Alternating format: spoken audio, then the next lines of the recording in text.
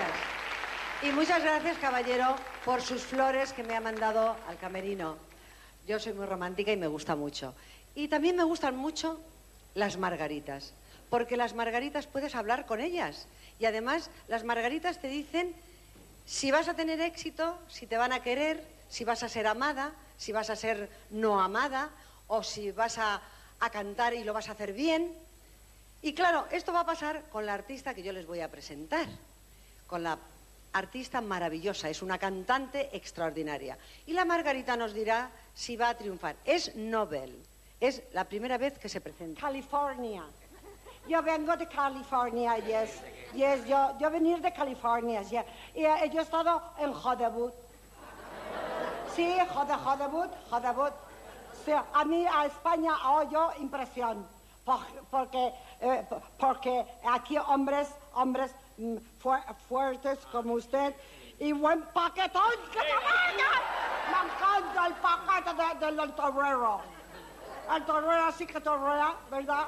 Oh, I like it very much. You know, because I said to my friend Sarah Montiel, yo decir a Sarah, when yo voy a tu country, a tu país, ¿no?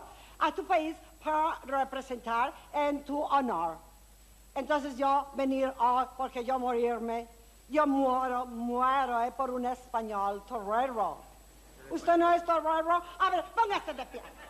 A ver, dé usted una mulataza. Una mulataza.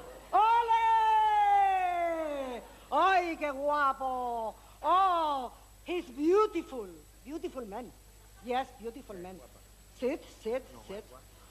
I'm very nervous because I have to present. Yo presentar me han hablado de que me van a llevar a un restaurante a comer mariscones. No. Mariscones no. Marisco.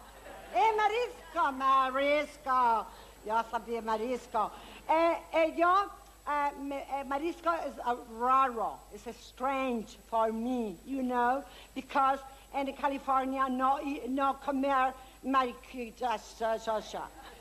Entonces, then yo presentar a una comida muy buena. Una comida muy buena. Las vieras que comen, dicen very good. Sí, Manolo Vieira, que es un gran humorista. Y yo estoy aquí por eso. Oh, sí. Gracias.